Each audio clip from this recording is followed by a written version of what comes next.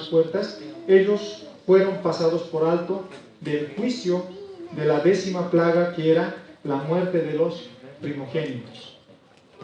La muerte de los primogénitos. Y hermanos, también debe ser para nosotros la fiesta que nosotros tenemos que celebrar y recordar como un evento muy importante para nosotros, ¿ya? Porque en ella nosotros, como creyentes, como el pueblo de Cristo, recordamos la muerte y la resurrección de Jesús, que es el epicentro, es el núcleo, es el centro mismo del Evangelio.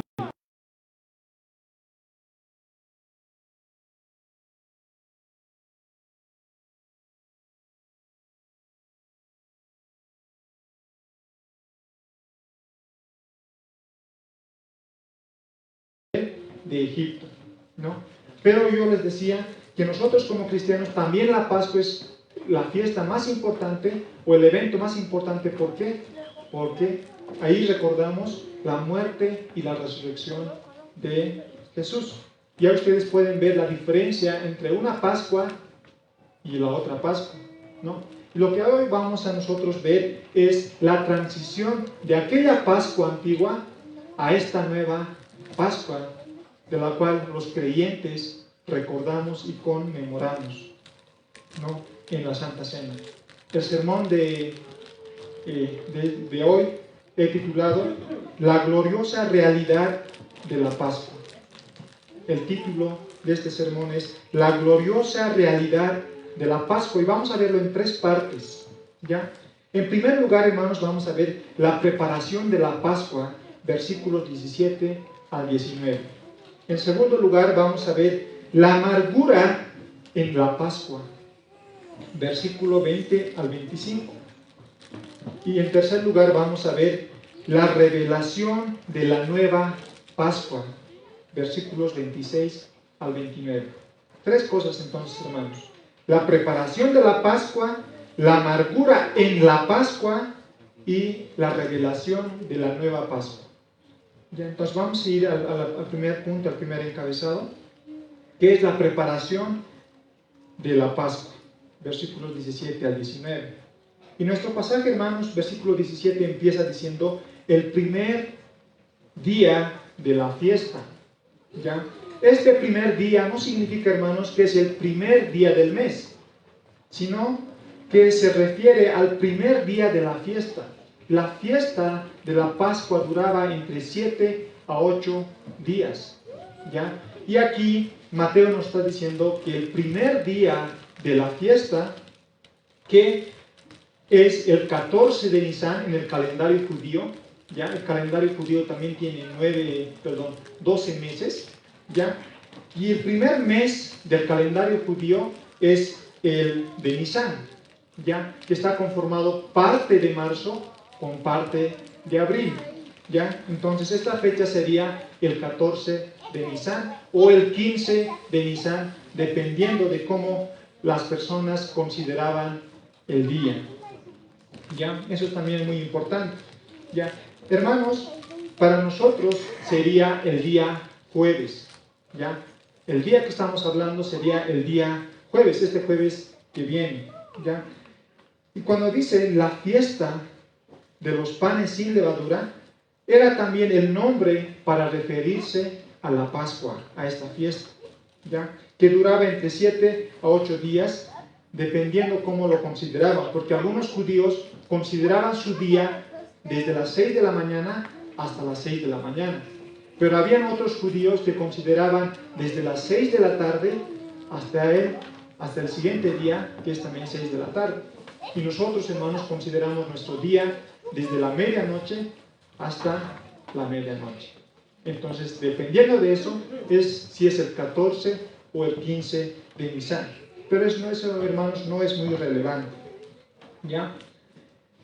Dice, luego, el primer día de la fiesta de los panes sin levadura, dice, vinieron los discípulos a Jesús diciéndole, ¿dónde quieres que preparemos para que comas la Pascua?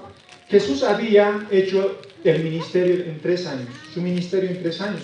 Y para este tiempo, que era ya su última semana, tenía muchos seguidores, por un lado, pero también habían personas que le querían matar, ¿no? Si nosotros vemos el capítulo 26, en el mismo capítulo, y retrocedemos un poquito al versículo 3 al 5, dice: entonces los principales sacerdotes, los escribas y los ancianos del pueblo se reunieron, dice, en el patio del sumo sacerdote llamado Caifás, y tuvieron consejo para prender con engaño a Jesús y matarle. Pero decían, escuchen lo que decían ellos: no durante la fiesta, para que no se haga alboroto en el pueblo. Nosotros podemos ver ahí que lo que les detenía a estas personas era que la gente no se venga sobre ellos, porque era la fiesta, la ciudad estaba llena, ¿no? Inmediatamente dice, él dijo, en el versículo 18, dice: y él dijo, Jesús, id a la ciudad a cierto hombre y decidle: el maestro dice, mi tiempo está cerca, en tu casa celebraré la Pascua con mis discípulos, ¿no? Mateo, hermanos, no nos da mucho detalle en cuanto a la respuesta que les da. Los discípulos le dicen: ¿dónde vas a comer? ¿Dónde preparamos para que comas la Pascua? Y Mateo le dice, no es muy claro, si ustedes se han dado cuenta, ¿no? Id a la ciudad a cierto hombre y decidle: el maestro dice, mi tiempo está cerca, en tu casa celebraré la Pascua con mis discípulos, ¿no? Pero con la ayuda de los otros evangelios, ¿ya? Nosotros podemos, por ejemplo, en Lucas 22 dice: y Jesús envió a Pedro y a Juan diciendo: y preparadnos la Pascua para que comamos. Ellos dijeron: ¿dónde quieres que la preparemos? Él les dijo: he aquí, ¿no? Al entrar a la ciudad, os saldrá al encuentro un hombre que lleva un cántaro de agua, y seguidle hasta la casa donde entrare. Y decid al padre de familia de esa casa: el maestro te dice, ¿dónde está el aposento donde ha de comer la Pascua con mis discípulos? Entonces él os mostrará un gran aposento alto, ya dispuesto. Preparad allí. Fueron pues y hallaron como les había dicho, y prepararon la Pascua, ¿no? Entonces Marcos también nos da un poco más del panorama, nos abre más, y ahí nosotros podemos ver cómo Jesús, no es claro, pero les dice: va a haber un hombre llevando un cántaro de agua. Ustedes le van a seguir ahí. Donde él entrare, le van a hablar al dueño de la casa, le van a decir que el maestro dice, ¿no? Donde celebraré, y ese lugar ya estaba preparado para Jesús, ¿no?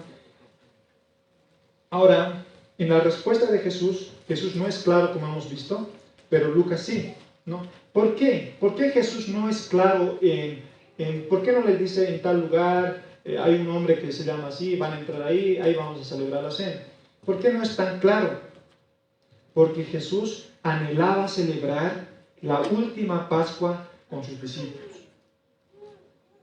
Jesús anhelaba celebrar la Pascua con sus discípulos. Y es por eso que no es claro. Y nada, como quería celebrarlo, anhelaba celebrarlo, nada podía interferir en los planes que él tenía. Porque los escribas, sacerdotes y los ancianos del pueblo querían matarlo, lo estaban buscando. Y lo peor, uno de ellos estaba buscando la oportunidad para entregarle, ¿no? Porque antes de este acontecimiento Jesús ya le ha ofrecido a los sacerdotes a entregarle a Jesús. Por un lado tenían estas personas buscándole, y por otro lado uno de ellos estaba buscando la oportunidad, porque dice el versículo 16, un versículo anterior a nuestro pasaje, y desde entonces, está hablando de Judas, y desde entonces buscaba oportunidad para entregarle. Ahora, hermanos, si Jesús les decía el lugar exacto donde iban a comer la Pascua, seguramente Judas lo habría escuchado y lo hubiera comunicado a los que le pagaron. Y si hubiera sido así, no habría hecho nada de lo que pasó en el aposento alto, en la cena. No hubiera pasado nada de ello, ni tampoco después, ¿no? Entonces, es por eso que Jesús es muy cuidadoso, ¿no? Jesús estaba control de todo lo que estaba sucediendo. Incluso ya Jesús sabía que Judas lo había ofrecido. Judas lo había ofrecido. El versículo 19, hermanos, dice: y los discípulos hicieron como Jesús les mandó y prepararon la Pascua. Hermanos, todo ocurrió exactamente como Jesús lo había dicho. Iban a encontrar a la persona y iban a preparar la Pascua para comer. ¿Ya? Porque así estaba escrito, hermanos, en el decreto mismo de Dios antes de la fundación del mundo. Todo estaba pensado tal, o todo estaba pasando, todo estaba pasando como Dios lo había decretado ya antes. Pero no solamente esto se trataba acerca del lugar para la cena, sino también con respecto al comportamiento y al accionar de Judas.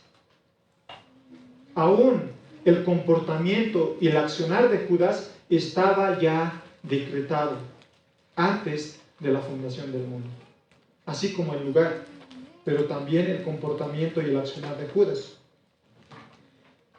Y vamos a pasar, hermanos, al segundo encabezado: la amargura en la Pascua. Dice el versículo 20: cuando llegó la noche, se sentó a la mesa con los 12. ¿No? Ya estaban, aquí Mateo nos dice que ya estaban en el lugar con todo ya preparado para celebrar la Pascua, para la cena. Y Judas estaba ahí, solo que ya no podía salir. Judas ya conocía el lugar donde iban a estar, pero no podía salir, por si él estaba pensando para avisar a los sacerdotes, a los que le habían pagado, ¿no?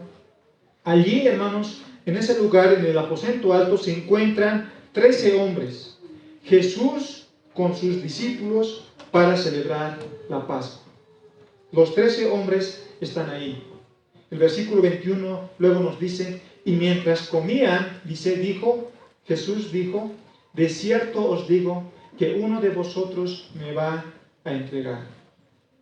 Hermanos, en medio de la cena de Pascua, Jesús hizo un anuncio muy importante. Les dijo a sus discípulos que uno de ellos, estos 12 que habían vivido 3 años con Jesús, que habían escuchado de Jesús, de las enseñanzas de Jesús, que habían aprendido de Jesús durante estos 3 años en su ministerio, que uno de ellos lo traicionaría. Jesús, angustiado, les dice: en verdad, de cierto, en verdad os digo que uno de ustedes me va a entregar. Uno de ustedes me va a entregar. Hermanos, ¿ustedes pueden imaginarse esto? Este evento. Están celebrando la Pascua, la fiesta más importante para los judíos. Una fiesta donde todos están felices, en toda Jerusalén. Familias reuniéndose. La fiesta era la fiesta más importante. Hermanos, cuando ustedes tienen una fiesta celebrando algo muy importante, probablemente la única tal vez en su vida, ¿hay lugar para algo desagradable en esa fiesta? ¿Ustedes darían lugar para algo desagradable en tu fiesta? No, porque es la fiesta, es celebración, todo es alegría, todos son felices. Y si nos enteramos algo negativo, no lo queremos escuchar porque decimos: nos va a arruinar la fiesta. No queremos arruinar la fiesta y no queremos escuchar. Pero esto, hermanos, este anuncio que Jesús hace es muy importante. Esto era lo más desagradable para traer a una celebración. Esto dice Spurgeon, ¿no? Este comentario o este anuncio que Jesús hace era lo más desagradable para traer a una celebración, pero era apropiado para la Pascua, ya que la orden de Dios a Moisés en el Antiguo Testamento sobre el primer cordero pascual fue comerlo con hierbas amargas. Con hierbas amargas lo comerán. Y el versículo 22 nos dice: y entristecidos en gran manera los discípulos, entristecidos en gran manera, comenzó cada uno de ellos a decirle: ¿soy yo, Señor? Entristecidos en gran manera en el original, hermano, significa que la noticia era tan fuerte que realmente estaban muy aturdidos. La noticia era como un rayo muy fuerte en sus corazones, de que uno de ustedes me va a traicionar, uno de ustedes me va a entregar, uno de ustedes. Era tan fuerte como si fuera un rayo en su corazón. Ellos estarían preguntando: ¿cómo es posible que en medio de nosotros haya un traidor? Y dice: comenzó cada uno de ellos a decirle: ¿soy yo, Señor? Ellos, hermanos, en lugar de echar la culpa a debe ser él, o no, debe ser él, ellos decían de sí mismos: ¿soy yo, Señor? Pero esta pregunta en el original, hermanos, en el original está diciendo, es una pregunta esperando una respuesta negativa, preguntando más o menos: ¿verdad que no soy yo, Señor? Y si ustedes pueden entender la pregunta: ¿verdad, Señor? ¿Verdad que no soy yo?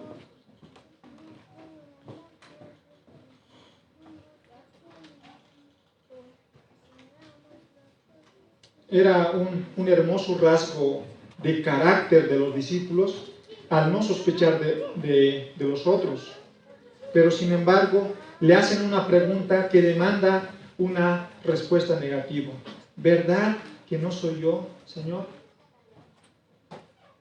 Versículo 23 dice: entonces él respondiendo dijo: el que mete la mano conmigo en el plato, ese me va a entregar. Hermanos, lo que estamos viendo aquí es que Jesús no solo conocía el corazón de Judas, sino que también conocía de la profecía que fue escrito hace más de 1000 años atrás, en el Salmo 41:9, que dice: aún el hombre de mi paz, en quien yo confiaba, el que de mi pan comía, alzó contra mí el calcañar. El salmista dice que el traidor del Mesías sería alguien cercano, sería uno que comía de su pan. No fue, hermanos, un extraño quien le entregó por 30 piezas de plata, que era el precio normal de comprar un esclavo. Lo entregó uno de ellos, las personas más cercanas a él, que había vivido 3 años juntamente con Jesús, que habían sido testigo presencial del poder y de la sabiduría y el carácter del Señor Jesús. Uno de ellos. Y todo esto, la traición de Judas, estaba escrito ya también en el decreto de Dios. Ahora, hermanos, lo que nosotros debemos entender es que nosotros no somos títeres del decreto de Dios, sino que cada uno de nosotros, así como Judas, somos responsables por las decisiones que nosotros tomamos. Porque cada momento nosotros decidimos hacer lo que nosotros queremos. Y Judas hizo lo que él quería. Eso ya estaba en el decreto de Dios, pero Judas hizo lo que él quería. ¿Por qué lo hizo? Porque no amaba a Jesús. versículo 24, dice: a la verdad el Hijo del Hombre va, según está escrito de él, mas hay de aquel hombre por quien el Hijo del Hombre es entregado. Bueno le fuera a ese hombre no haber nacido. Hermanos, Jesús tenía que morir, y debía ser durante la Pascua. Estaba eso ya escrito, que el Mesías sería crucificado durante la Pascua, no antes de la Pascua ni después de la Pascua, sino durante la Pascua.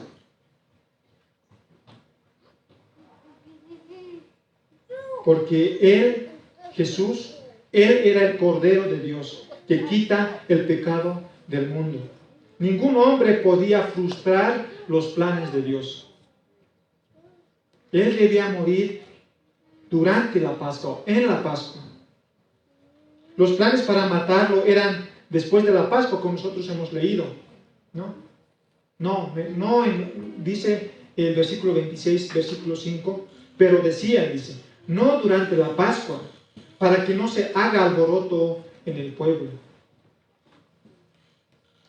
Los planes para matarlo eran después de la Pascua. Pero lo que llevó a estos hombres a maquinar su plan B, porque su plan A es matar después de la Pascua, no en la Pascua, sino después. Pero lo que los llevó a estos hombres a maquinar un plan B es la traición de Judas. Porque Judas sale del aposento alto después de que Jesús les dice: lo que vas a hacer, hazlo más pronto, en Juan 13:27. Judas y estos hombres estaban siguiendo el plan de Dios sin saberlo o sin darse cuenta. Ellos estaban cumpliendo a cabalidad lo que ya estaba decretado antes. Ellos eran completamente responsables de sus actos. En otras palabras, hermanos, Judas hizo lo que él quiso hacer en esa noche.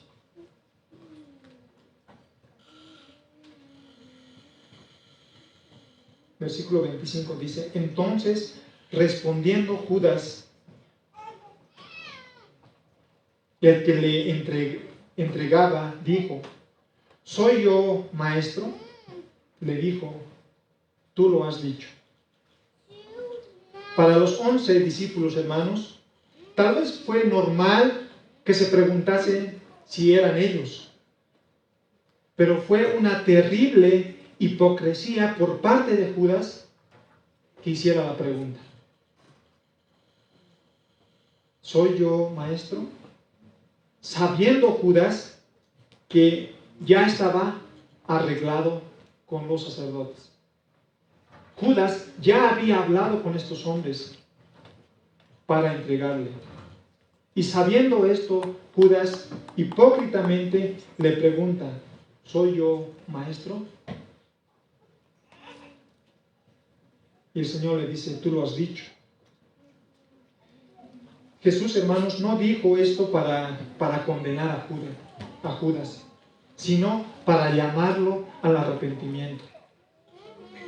Hermanos, es justo suponer también que Jesús lo dijo esto con amor en sus ojos, con mucho amor para Judas, porque lo amaba. Y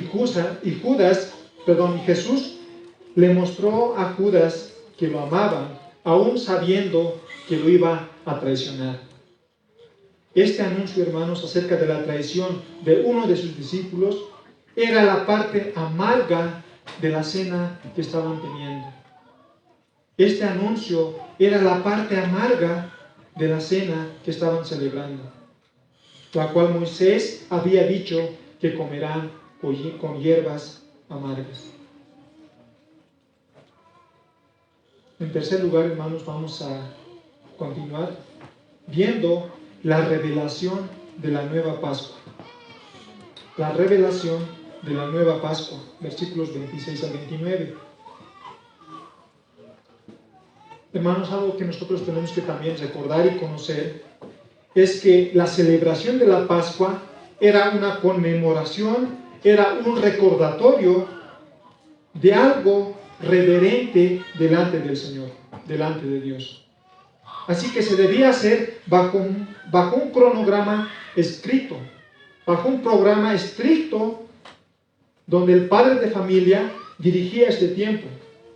Había comida, había bebida, se daba el significado de cada alimento: cordero, los panes sin levadura, las hierbas amargas, y también había en la mesa 4 copas de vino, que también cantaban en ese tiempo. Si ustedes se acuerdan en los devocionales que dábamos, desde el Salmo 113 al Salmo 118 se llama el Jalel, el Aleluya, ¿no? Y esa era la porción que se cantaba en la Pascua, ¿ya? Y en la segunda copa que se bebía, porque eran 4 copas en la cena, en la segunda copa se cantaba el Salmo 113 y el 114. Se continuaba con el programa, y al final, en la cuarta copa, después de tomar la cuarta copa, se cantaba el resto de los salmos, 115 al 118. Ese era más o menos lo que se hacía. Pero era tan reverente, hermanos, que lo debían hacer, y cada año lo celebraban de esa manera. Cada año era lo mismo, no podían cambiar. Esa era la tradición judía. Desde que han salido de Egipto, cada año se celebraba de esa manera la Pascua.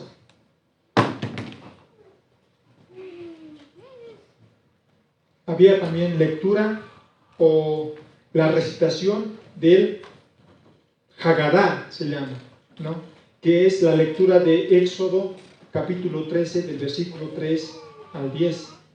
Y el Jalel, como les había dicho, Salmo 113 al 118. Entonces, hermanos, había un programa ya definido que se debía cumplir por sus tradiciones. Pero Jesús, hermanos, algo que va a pasar en esta Pascua de Jesús, es que Jesús no va a seguir el programa que siempre se ha hecho en la historia de la tradición judía. Jesús va a romper el esquema. Y no solo eso, sino que también cambia por completo el significado de los elementos. Versículo 26 dice: y mientras comían, tomó Jesús el pan y bendijo y lo partió y dio a sus discípulos y dijo: tomad, comed, esto es mi cuerpo. En otras palabras, está diciendo Jesús: este es el pan de mi aflicción, el pan que representa mi cuerpo, que será partido dentro de unas pocas horas en la cruz del Calvario. Tomen, coman de este pan. Pero desde ahora en adelante, cada vez que lo hagan, no lo harán en memoria del Éxodo, sino lo harán en memoria de mí. Cada vez que coman este pan, ya no lo harán en memoria, recordando el Éxodo, sino lo harán en memoria de mí.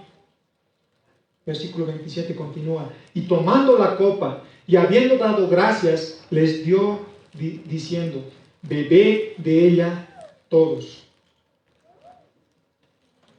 Hermanos, el versículo 7, cuando dice y tomando la copa, les había dicho que en la Pascua habían 4 copas, ¿ya? Esta copa de la cual está hablando el versículo 27 es la tercera copa, ¿ya? Eso significa que ya está por terminar la fiesta, es la tercera copa. Y habiendo dado gracias, dice, les dio diciendo: bebed de ella todos, porque esto es mi sangre del nuevo pacto, que por muchos es derramada para remisión, para perdón de los pecados. Hermanos, en los días del Antiguo Testamento, los pactos, hermanos, eran celebrados con sangre. Cuando 2 personas hacían un pacto, hermanos, es como un contrato, ¿ya?, que hacen entre 2 partes, con cláusulas, con beneficios y con consecuencias, como un contrato, ¿ya? En el Antiguo Testamento, cuando 2 personas hacían un pacto, ellos partían a la mitad el animal, ¿no? Y cada mitad lo ponían a los costados, ¿ya?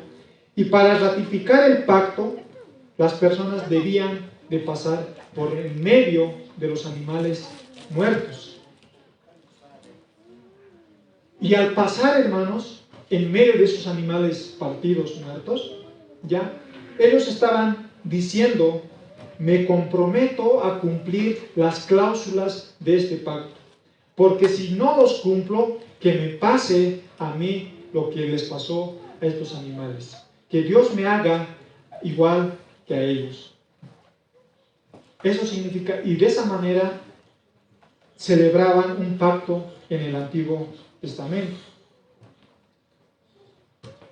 Así que Jesús, al alzar la copa, hermanos, Él está diciendo que había venido Él a introducir un nuevo pacto, por medio del cual los hombres habrían de relacionarse con Dios.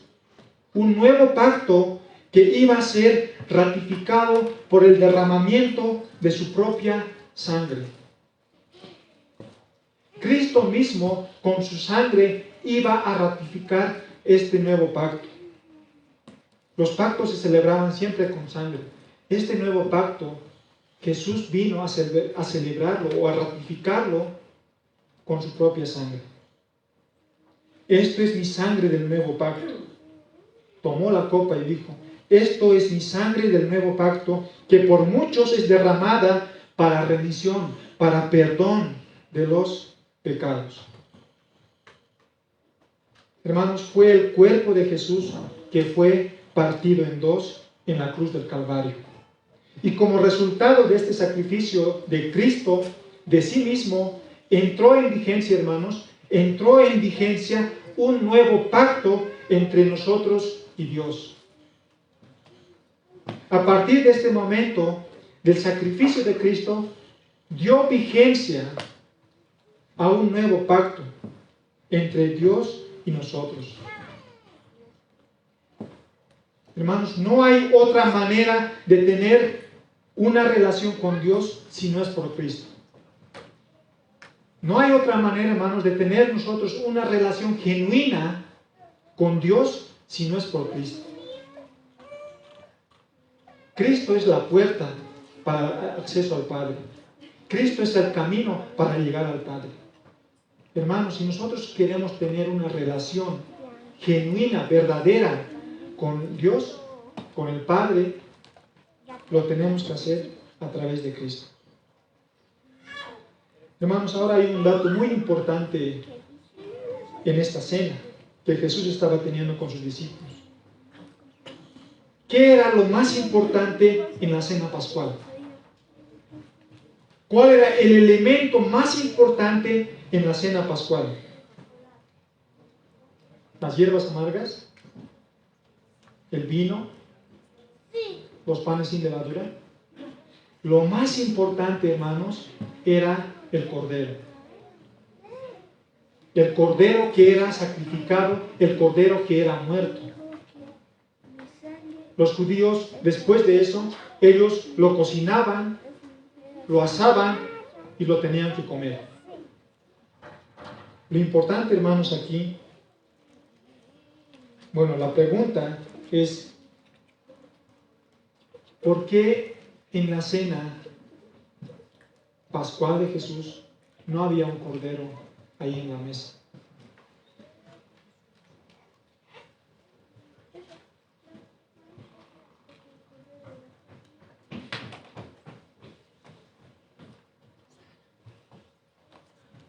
No había un cordero en la mesa de Jesús, en la Pascua de Jesús. Hermanos, ¿saben por qué? Porque el Cordero de Dios estaba sentado con ellos. Por eso no había cordero. El Cordero de Dios que quita el pecado del mundo estaba sentado con ellos, con sus discípulos.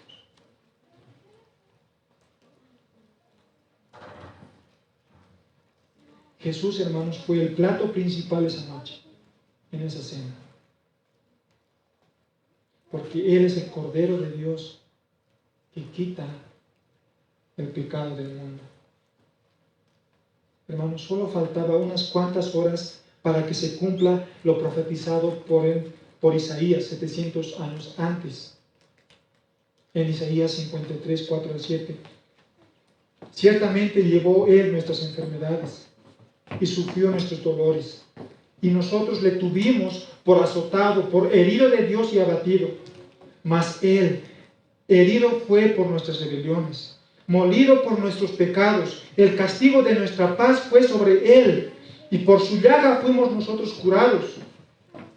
Todos nosotros nos descarriamos como ovejas, cada cual se apartó por su camino. Mas Jehová cargó en Él el pecado de todos nosotros. Angustiado Él y afligido, no abrió su boca. Hermanos, escuchen. Como cordero fue llevado al matadero, y como oveja delante de sus trasquiladores, enmudeció y no abrió su boca. Así que, hermanos, Cristo es nuestro cordero. Cristo era el cordero de esa Pascua, de esa cena. Y Él era el cordero de la última Pascua con sus discípulos, que en unas horas más iba a ser sacrificado. Y es a partir de aquello, hermanos, que se instituye la cena del Señor, diciendo: comed, esto es mi cuerpo. Esto es mi cuerpo. También diciendo: tomad, bebedlo, esto es mi sangre del nuevo pacto. Y cada vez que lo hagan, lo harán en memoria de mí. El apóstol Pablo en 1 Corintios 11 dice: porque yo recibí del Señor lo que también os he enseñado, que el Señor Jesús, la noche que fue entregado, tomó pan, y habiendo dado gracias, lo partió y dijo: tomad, comed, este es mi cuerpo que por vosotros es partido. Haced esto en memoria de mí. Asimismo tomó también la copa, después de haber cenado, diciendo: esta copa es el nuevo pacto en mi sangre. Haced esto todas las veces que la bebiereis en memoria de mí. Así pues, todas las veces que comiereis este pan y bebiereis esta copa, la muerte del Señor anunciáis hasta que Él venga. Hermanos, Cristo es nuestra Pascua. Él recibió Él recibió en la cruz el castigo de nuestros pecados para que sea salvo, para que seamos salvos. Hermanos, en la cruz Jesús dijo: Dios mío, ¿por qué me has desamparado? Toda la ira de Dios estuvo sobre Él. Jesús se sacrificó una vez y para siempre. Hermanos, aquí cesó. Con este sacrificio terminó el sacrificio de animales. Porque murió el Cordero. No un Cordero, sino el Cordero de Dios que quita el pecado del mundo. Y hermanos, y con su sacrificio, Él creó una nueva familia.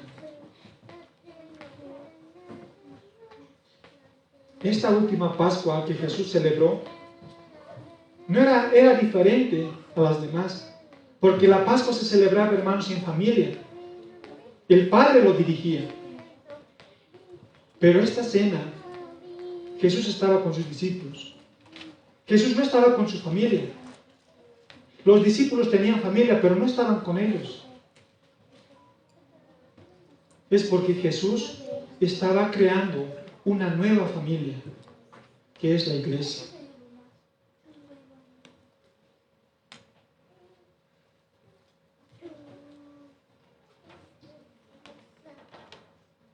Y es, hermanos, en esta nueva familia que Cristo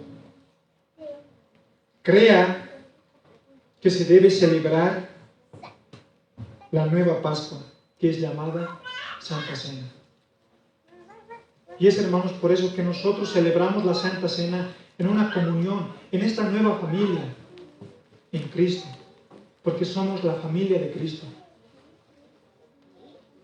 Hermanos, esta Pascua de Jesús no fue igual a los demás años. No siguió el programa, cambió el significado de los elementos. Los participantes de esta cena son una nueva familia, y además no tomó la cuarta copa que se tomaba para finalizar esta cena. Y la cuarta copa significaba, hermanos, la culminación de esta cena pascual.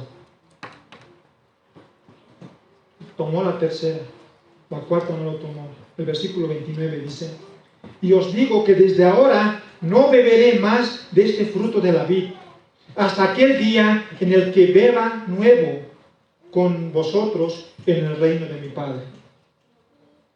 Hermanos, así que Jesús nos deja a la expectativa a nosotros para tomar la última copa, nuevo, con nosotros cuando estemos en el reino de los cielos, en el gran banquete allá. Allá nosotros vamos a regocijarnos y vamos a celebrar también allá con el Señor cuando vamos a tomar la última copa. Queridos hermanos, la hora se acerca para Jesús. Salen del aposento alto, se dirigen al monte de los olivos, y llegando a un lugar llamado Getsemaní, Jesús ora 3 veces lo mismo, diciendo: Padre mío, si es posible, pase de mí esta copa, pero no sea como yo quiero, sino como tú. Y cerca, hermanos, de la medianoche, estamos en el jueves todavía, ¿no? Jueves celebra la cena, y ya casi cerca a la medianoche Jesús es arrestado, y entre la medianoche y las 3 de la mañana Pedro le niega, va a negar a Jesús 3 veces. A las 9 de la mañana del día siguiente, del viernes, es crucificado. A partir de la sexta hora, a partir de las 12 del mediodía del viernes hasta las 3 de la tarde, dice que se vuelve de noche, se vuelve oscuridad, como si fuera noche. Y a las 3 de la tarde, hermanos, Cristo muere, Jesús muere. Cuando por un lado, hermanos, muchos corderos estaban siendo sacrificados en la cruz, en el monte Calvario, el Cordero de Dios estaba siendo sacrificado.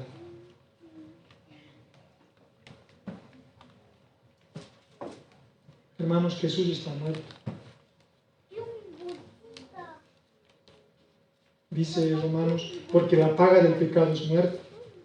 Hermanos, Jesús Él cargó nuestros pecados y pagó por ellos. Hermanos, las buenas noticias, el Evangelio no termina ahí con la muerte de Jesús, con la muerte de Dios mismo, sino que al tercer día, hermanos, Jesús resucitó, Jesús revivió, venciendo al pecado, venciendo a la muerte y venciendo a Satanás. Y este acontecimiento, hermanos, es lo que nosotros celebramos cada domingo, la resurrección de nuestro Señor Jesucristo.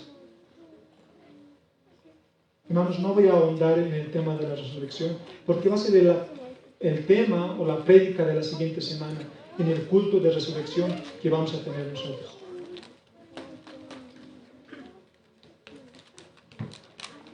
Pero hermanos, todo lo que hemos visto en este pasaje, en Mateo 26, 17 al 29, si tú no conoces a Cristo, tal vez estás de visita, o tal vez estás años ya viniendo a la iglesia, pero todavía no eres creyente, el Señor te invita a ir a Él. El Señor te dice: y al que a mí viene, no le echo fuera. Ven en arrepentimiento y fe a Jesús. Ven a Jesús. Si tú no eres creyente, ven a Jesús.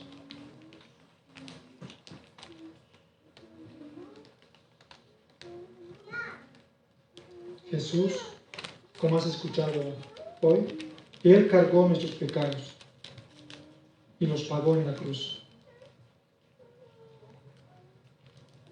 Ven en arrepentimiento y fe.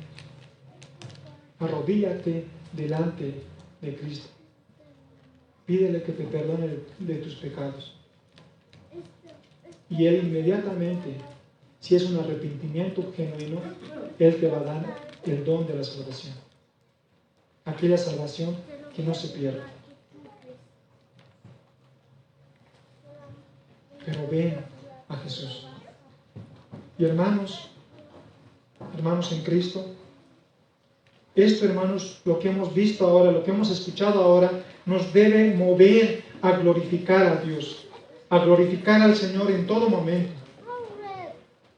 Roguemos al Señor, hermanos, que podamos vivir en el temor de Dios. Que podamos amar a esta familia en Cristo. Amarnos los unos a los otros. Amar a la familia de Cristo. A la familia que Cristo compró con su sangre. Hermanos, que nosotros, como hermanos en Cristo, podamos anhelar el congregarnos los domingos. Y hermanos, cuando participemos de la cena, de la Santa Cena, lo hagamos con mucha reverencia y examinando nuestros corazones. Todo lo que hemos aprendido nos motive a hacer estas cosas. Alabado sea el Señor por nuestra Pascua. Vamos a orar. Padre nuestro que estás en los cielos, queremos agradecerte por este tiempo que tú has permitido, en el que tu palabra, Señor, ha sido leída, tu palabra ha sido expuesta, Señor, y también ha sido aplicada, Señor, en nuestros corazones. Te rogamos, Señor, que nuestros corazones puedan arder, Señor, de poder recordar y poder aplicar estas cosas en nuestro diario vivir. No solamente recordando estos días en Semana Santa, sino que pueda ser cada día en nuestra vida. Poder recordar que Cristo es nuestra Pascua. Recordar que Cristo murió en la cruz del Calvario, cargando por mis pecados, cargando mis pecados y el pecado de todo el mundo. Y que al tercer día resucitó, compartiendo con nosotros esa nueva vida, su justicia. Señor, tenemos la esperanza y la confianza en cuando nosotros vamos a presentarnos delante de ti en el juicio final. Tú vas a mirar a tu Hijo Cristo, su justicia. Señor, si hay alguien aquí que no es creyente todavía, que no te ha conocido, tal vez ha escuchado el Evangelio, te ruego, Señor, que tú hagas tu obra, tu milagro en esta persona. No permitas, Señor, que salga de este lugar de la misma manera que llegó, Señor, sino que tú puedas sembrar la semilla de tu Evangelio en su corazón. Para que tú misma, Señor, tú puedas hacer crecer, brotar, Señor, aquí el Evangelio. Y nosotros como iglesia podamos ir regando, ir abonando, Señor, para que esta persona pueda crecer. Señor, aquellos que ya somos creyentes, que hemos creído en ti, ayúdanos, Señor, a vivir bajo los pies de la cruz, en el Evangelio, en todas las cosas que hagamos. Ayúdanos a amar a la familia que Cristo compró con su sangre preciosa. Ayúdanos a amar a cada uno de ellos, a estar atentos a cada uno de ellos. Ayúdanos, Señor, a amar tu palabra. Y cuando tengamos, Señor, la celebración de la Santa Cena, ayúdanos a hacerlo con mucho temor delante de ti, examinando nuestros corazones. Gracias, Señor. En el nombre de Jesús. Amén.